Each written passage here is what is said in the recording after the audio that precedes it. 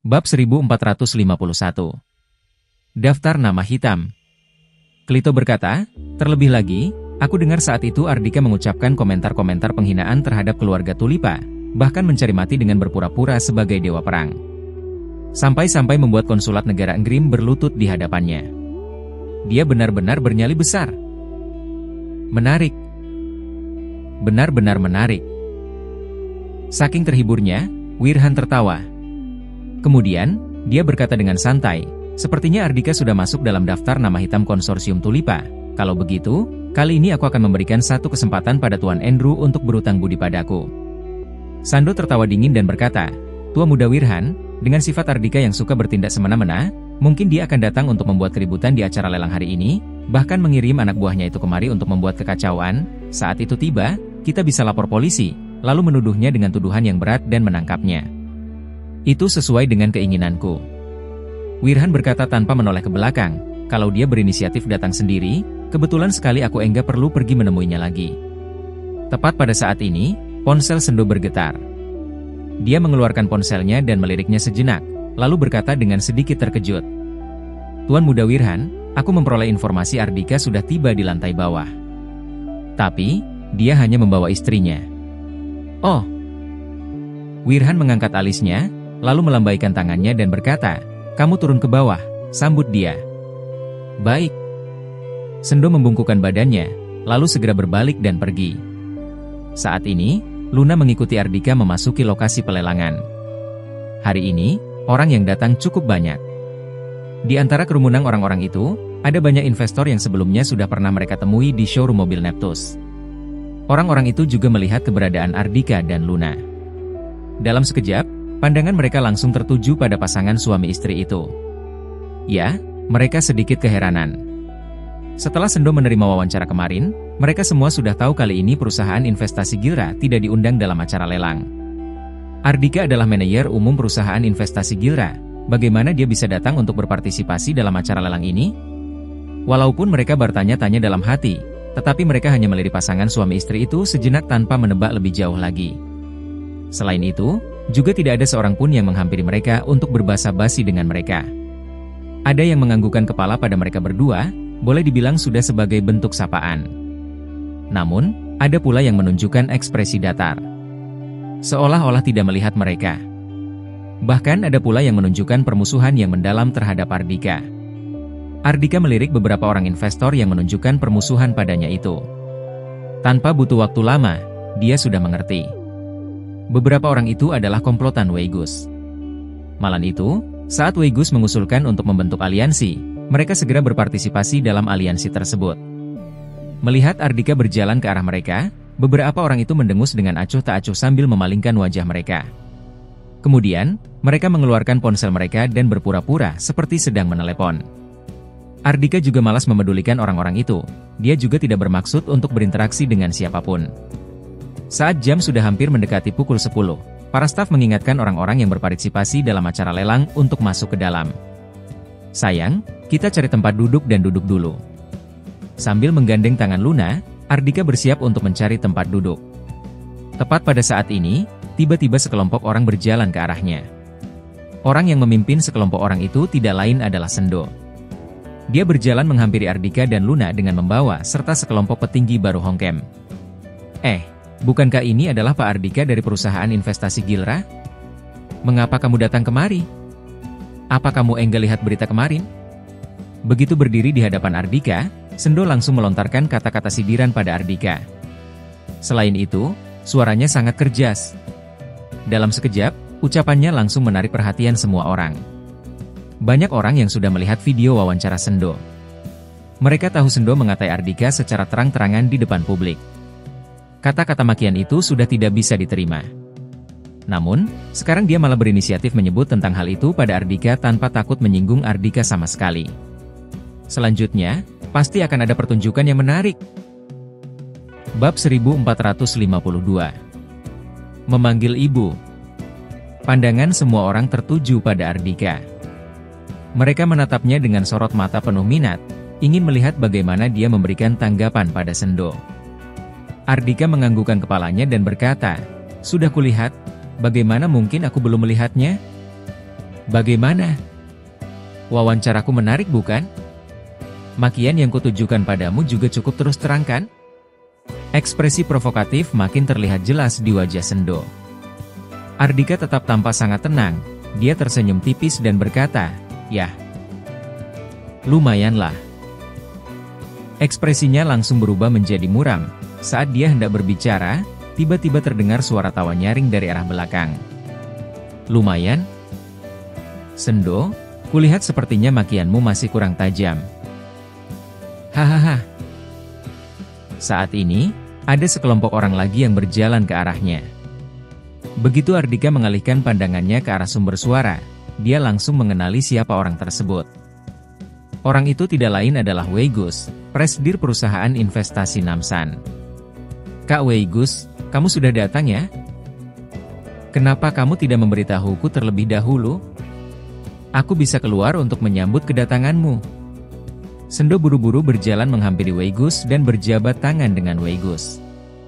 Saat berjabat tangan, seulas senyum menyanjung tampak di wajahnya. Dulu, Weigus adalah sosok tokoh hebat yang dikaguminya. Tadi, dia baru tahu betapa luar biasa latar belakang Weigus. Pria itu adalah seseorang pengurus di negara Nusantara yang didukung oleh konsorsium Tulipa. Sementara itu, konsorsium Tulipa sendiri bahkan harus dipertimbangkan oleh sosok tuan muda keluarga kaya terkemuka seperti Wirhan. Dengan adanya dukungan dari konsorsium Tulipa, posisi Weigus dalam lubuk hatinya meningkat secara signifikan. "Hahaha. Kita adalah teman, kamu tidak perlu sesungkan ini padaku." Sambil menggigit cerutunya, Weigus melambaikan tangannya layaknya seorang tokoh hebat.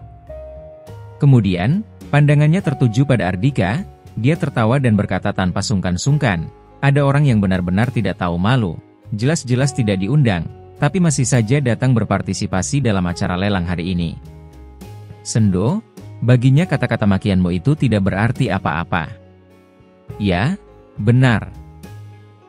Sendo segera menganggukkan kepalanya dan menimpali. "Aku juga tidak mengerti kenapa ada orang yang begitu tidak tahu malu. Mungkin biasanya dia sudah terlalu sering menuang air cuci kaki, sampai-sampai dia sudah tidak tahu apa itu martabat." Hahaha. Dalam sekejap, beberapa orang investor yang tidak menyukai Ardika, beserta dengan pasangan dan staf-staf mereka ikut tertawa terbahak-bahak. Bagi mereka, identitas Ardika sudah bukan rahasia lagi. Sangat wajar kalau seorang menantu benalu keluarga kelas 2 menuang air cuci kaki. Melihat Ardika diejek seperti itu oleh orang lain, wajah cantik Luna sampai memerah saking marahnya. Dia berkata dengan marah, "Kalian berbicara sembarangan saja. Suamiku tidak pernah menuang air cuci kaki." "Bu Luna, kan? Suamimu tidak menuang air cuci kaki untukmu. Bagaimana kalau kelak aku yang menuangnya untuk MU?" Saat ini, seorang investor yang satu komplotan dengan Weigus mengedipkan matanya dan berkata dengan seulas senyum mempermainkan, "Kaki Bu Luna sangat indah, aku akan mencuci kakimu secara pribadi." Kerumunan orang-orang itu kembali tertawa terbahak-bahak. Sorot mata agresif orang-orang itu tertuju pada kaki indah Luna yang berhiaskan sepatu hak tinggi itu. Sangat jelas bahwa cukup banyak orang yang memiliki hobi aneh seperti itu. Namun, juga ada orang yang mengerutkan kening mereka, menunjukkan ekspresi jijik. Boleh dibilang tindakan mereka ini sudah termasuk bentuk pelecehan di depan umum. "Kamu!" Luna merasa malu sekaligus marah. Dia tidak menyangka sosok tokoh hebat yang cukup terkenal di dunia investasi itu, ternyata begitu mesum. "Sayang, jangan marah. Ada orang yang ingin menjadi putramu, seharusnya kamu merasa senang." Ardika melirik investor berusia 40-an tahun itu, lalu terkekeh dan berkata, "Nak, sekarang kalau kamu panggil ibu, aku akan mempertimbangkan untuk memberimu kesempatan mencuci kaki untuk menunjukkan baktimu." "Sialan. Kamu benar-benar cari mati." Dalam sekejap, investor itu langsung marah besar. Wajahnya berubah menjadi sangat merah. Hanya dengan beberapa patah kata santai Ardika, dia sudah bisa meredakan ketegangan yang dirasakan oleh Luna akibat diejek di depan umum. Bab 1453. Diusir. PFFTTTT. Ucapan Ardika membuat beberapa orang tidak bisa menahan diri dan mengeluarkan suara tawa di tempat. Memanggil ibu. Usia investor itu bahkan sudah cukup tua untuk menjadi ayah Luna. Bisa-bisanya hal seperti itu terpikirkan oleh Ardika. Luna juga memutar matanya kepada Ardika dengan kesal. Namun, tadi jelas-jelas dia sangat marah. Sekarang amarahnya seakan-akan sudah menghilang tanpa meninggalkan jejak. Dia bahkan merasa senang. Ardika melirik investor itu, tiba-tiba ekspresinya berubah menjadi dingin. Kalau kamu ingin mencuci kaki, pulang sana, cuci kaki ibumu. Jangan mempermalukan sendiri di hadapanku. Senior dunia investasi apaan? Jelas-jelas pria itu hanyalah seorang pria mesum. Saat mengejek orang, dia terkekeh senang. Tetapi saat dia sendiri yang diejek, dia malah marah karena malu. Ardika bahkan malah melirik orang seperti itu. Kamu. Api amarah tampak jelas di mata investor itu. Dia benar-benar ingin melahap Ardika hidup-hidup. Gel. Weigus menepuk-nepuk pundaknya untuk menenangkannya. Kemudian, dia mengalihkan pandangannya ke arah Ardika dan berkata dengan sorot mata dingin. Bocah, kamu benar-benar pandai bersilat lidah. Tapi, untuk apa kamu datang kemari? Perusahaan investasi Gilra sudah dikeluarkan dari kandidat. Apa acara lelang hari ini ada hubungannya dengan MU? Ardika tersenyum dan berkata, Pak Weigus, begitu kamu datang, kamu langsung menargetkanku. Kenapa? Apa kamu takut aku berpartisipasi dalam lelang dan merebut apa yang kamu inginkan? Mendengar ucapan Ardika, ekspresi Weigus berubah menjadi muram sejenak. Namun kemudian, dia tertawa dingin dengan acuh tak acuh. Apa mungkin aku takut padamu? Ardika, perusahaan investasi Namsa pasti akan memenangkan lelang hari ini, apalagi kamu hanyalah orang luar. Apa kamu tidak lihat? Gilbis, Lumio, dan yang lainnya, termasuk Glorious, apa ada di antara mereka yang datang? Weigus menunjukkan ekspresi seakan-akan sudah memegang kemenangan mutlak. Setelah mendengar ucapan pria itu, Ardika tertegun. Dia baru menyadari Gilbis dan yang lainnya tidak berada di sini. Yayasan Investasi Homi, Yayasan Investasi Luyan, Yayasan Investasi Jigaru. Tidak ada perwakilan dari Yayasan Investasi terkenal negara Nusantara itu yang berada di sini. Perusahaan investasi dan papan yang menempati peringkat atas dalam dunia investasi provinsi dan papan milik Glorious juga tidak mengirim perwakilan kemari. Ardika melirik sekeliling tempat itu. Kebanyakan dari investor yang berada di tempat itu adalah komplotan Weigus. Mereka sudah berpartisipasi dalam aliasinya. Sementara itu, sebagian kecil investor yang bukan merupakan komplotan Weigus, tidak memiliki daya saing untuk melawan perusahaan investasi Namsan. Sayang, kulihat pemenang acara lelang hari ini sudah ditentukan oleh orang dalam. Pemenang yang telah ditetapkan adalah perusahaan investasi Namsan. Orang-orang lainnya hanya ditarik kemari untuk membuat pertunjukan saja. Setelah mengamati sejenak, saat ini Luna berbisik kepada Ardika. Ardika menganggukkan kepalanya, situasi seperti ini memang mudah terbaca. Pantas saja Gilbis dan yang lainnya tidak berada di sini. Mereka pasti sudah tahu apa yang terjadi. Jadi mereka malas datang kemari untuk meramaikan suasana. Ardika mengalihkan pandangannya ke arah Weigus, lalu tersenyum tipis dan berkata, Pak Weigus, kamu benar-benar tidak percaya diri. Kamu sudah membereskan segala sesuatunya, tapi kami masih saja tidak bisa menerima kehadiranku di sini. Mengapa? Apa Pak Weigus begitu takut padaku? Weigus tertawa dingin dan berkata, aku sudah hidup selama puluhan tahun dan pernah bertemu dengan banyak orang. Bagaimana mungkin aku bisa takut pada bocah ingusan sepertimu? Jujur saja, aku memandang rendah kamu. Bocah sepertimu tidak berhak muncul di hadapanku. Selesai bicara, dia melirik Sendo dan berkata dengan nada bicara dingin. Sendo, orang sepertinya yang bahkan tidak berhak untuk berpartisipasi dalam acara lelang, bukankah seharusnya diusir dari sini? Dia memang tidak takut pada Ardika, tetapi dia khawatir Ardika membuat keributan. Bagaimanapun juga, perusahaan investasi Namsan sudah pasti akan berinvestasi pada Hongkem. Selanjutnya, yang harus dilakukan adalah memastikan hasil dari lelang ini. Dia tidak ingin karena keributan yang ditimbulkan oleh Ardika, membuat akhir bahagia ini menjadi tidak sempurna. Kak Sendo benar, orang yang tidak diundang, malah tidak tahu malu dengan datang kemari sendiri. Tentu saja Sendo menuruti ucapan Weigus. Dia langsung menunjuk ke arah pintu keluar dan berkata dengan dingin. Ardika, keluar sekarang juga. Para investor yang satu komplotan dengan Weigus juga tertawa dingin tanpa henti. Mereka sangat ingin melihat Ardika dipermalukan. Begitu kejadian Ardika diusir tersebar luas, reputasi Ardika pasti akan hancur. Bab 1454. Pak Girdo. Sendo, wewenang apa yang kamu miliki sampai-sampai kamu bisa mengusirku keluar dari sini? Ardika mengerutkan keningnya. Sendo mendengus dingin dan berkata, wewenang apa yang kumiliki? Wewenangku terletak pada hari ini acara lelang Hongkem diadakan di pusat pameran. Kamu tidak memperoleh undangan untuk menghadiri acara lelang, jadi kami berhak untuk mengusirmu. Benar-benar tidak tahu malu. Cepat keluar dari sini. Kamu tidak diterima di sini. Apa artinya kamu tetap bertahan di sini? Para investor yang satu komplotan dengan Weigus juga melontarkan kata-kata ejekan terhadap Ardika. Mereka tampak senang. Luna menarik-narik lengan Ardika dan berkata dengan ekspresi masam. Sayang, bagaimana kalau kita pergi saja dari sini? Dia tidak takut pada orang-orang itu, dia hanya merasa tetap bertahan di sini tidak ada artinya, malah harus mendengar ejekan dan sindiran dari Weigus dan yang lainnya. Mengapa kita harus pergi? Siapa yang harus pergi? Masih belum tentu. Sambil tersenyum, Ardika menepuk-nepuk tangan Luna.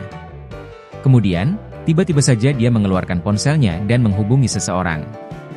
Aku berada di pusat pameran, ada orang yang mengusirku. Orang di ujung telepon tidak lain adalah Hamdi, penanggung jawab kedua kediaman wali kota. Begitu mendengar ucapan dari atasannya, dia langsung terkejut setengah mati. Sampai bulir-bulir keringat dingin bercucuran membasahi tubuhnya. Dia buru-buru berkata, ini. Tuan Wali Kota, aku akan segera meminta penanggung jawab pusat pameran untuk menangani masalah ini. Ardika memutuskan panggilan telepon. Pusat pameran Kota Banyuli adalah aset milik kediaman wali kota. Bahkan staf-staf di sini juga direkrut secara resmi oleh pengurus kediaman wali kota. Bisa-bisanya ada orang yang ingin mengusirnya yang merupakan wali kota dari sini. Ardika benar-benar merasa geli. Ardika, aku tidak peduli kamu menelepon siapa. Hari ini kamu tetap harus keluar dari sini. Tak lama kemudian, belasan petugas keamanan yang bertugas di lantai ini bergegas datang menghampiri. Ketua petugas keamanan segera melangkah maju dan berkata, Tuan silahkan keluar dari sini sekarang juga. Jangan mengganggu proses berlangsungnya acara lelang. Kalau tidak, kami akan mengambil tindakan. Kalian adalah satpam pusat pameran, atau anjing yang dipelihara olehnya? Kata Ardika dengan dingin sambil menunjuk Sendo. Sendo berkata dengan tidak sabar, jangan beromong kosong dengannya lagi, langsung usir saja dia keluar dari sini dengan menggunakan kekerasan. Berhati-hatilah, dia adalah seorang petarung yang sangat hebat. Kalau bisa, pakai saja tongkat listrik. Ketua petugas keamanan itu menganggukkan kepalanya, lalu langsung mengeluarkan sebuah tongkat listrik yang terselip di pinggangnya. Petugas keamanan lainnya juga melakukan hal yang sama. Hentikan! Apa yang sedang kalian lakukan? Tepat pada saat ini, tiba-tiba terdengar suara teriakan marah dari arah belakang. Seorang pria parubaya yang diikuti oleh beberapa orang anak buahnya tampak berjalan dengan tergesa-gesa. Hentikan! Begitu melihat orang yang datang itu, ekspresi ketua petugas keamanan langsung berubah drastis. Dia buru-buru menghentikan petugas keamanan lainnya yang berada di belakangnya dan berdiri di tempat dengan gelisah. Sendo mengenali identitas pria itu. Pria itu adalah penanggung jawab pusat pameran. Saat itu juga, dia berkata dengan sedikit tidak puas. Pak Girdo, ada orang yang membuat keributan di acara lelang. Memangnya kenapa kalau kami meminta satpam untuk mengusirnya? Dengan memasang ekspresi muram, Girdo mendengus dingin dan berkata, kamu sudah mengguruiku. Kamu pikir kamu siapa? Memangnya karena kamu adalah wakil presidir Hongkem, kamu sudah hebat? Kamu. Dalam sekejap, api amarahnya tampak jelas di mata Sendo. Dia memelototi Girdo dengan marah, tetapi pada akhirnya dia tidak mengucapkan sepatah kata pun. Kini, Hongkem sudah populer di seluruh pelosok negeri. Secara otomatis, identitasnya sebagai wakil presidir juga naik secara signifikan. Namun, bagi orang pemerintahan seperti Girdo yang sudah terbiasa dihormati dan bersikap arogan, identitasnya bukan apa-apa. Pria itu sama sekali tidak mempertimbangkannya. Sendo berencana untuk menahan diri. Dia bermaksud untuk membujuk pria itu mengusir Ardika terlebih dahulu, baru membicarakan lagi hal ini. Namun, Girdo malah langsung berjalan melewatinya begitu saja tanpa meliriknya sama sekali. Hal yang membuatnya makin kesal adalah, begitu berdiri di hadapan Ardika, sikap Girdo langsung berubah 180 derajat. Sambil tersenyum, Girdo berkata dengan penuh hormat, maaf, Tuan Ardika, staf kami tidak tahu kedatangan Tuan sampai hampir saja menimbulkan kesalahpahaman. Aku benar-benar merasa bersalah dan meminta maaf sebesar-besarnya atas kejadian tadi. Bab 1455. Siapa yang diusir? Kemudian Girdo berbalik, lalu menunjuk ketua petugas keamanan dan staf di sana. Kalian bukan hanya tidak menyambut kedatangan Tuan Ardika, kalian malah berani ingin mengusirnya keluar? Siapa yang memberi kalian nyali? Tahukah kalian hanya dengan satu kalimat dari Tuan Ardika saja, kalian semua bisa dipecat? Ingat baik-baik. Di pusat pameran ini dia adalah tamu yang paling terhormat. Dengan memasang ekspresi muram, Girdo menegur orang-orang itu.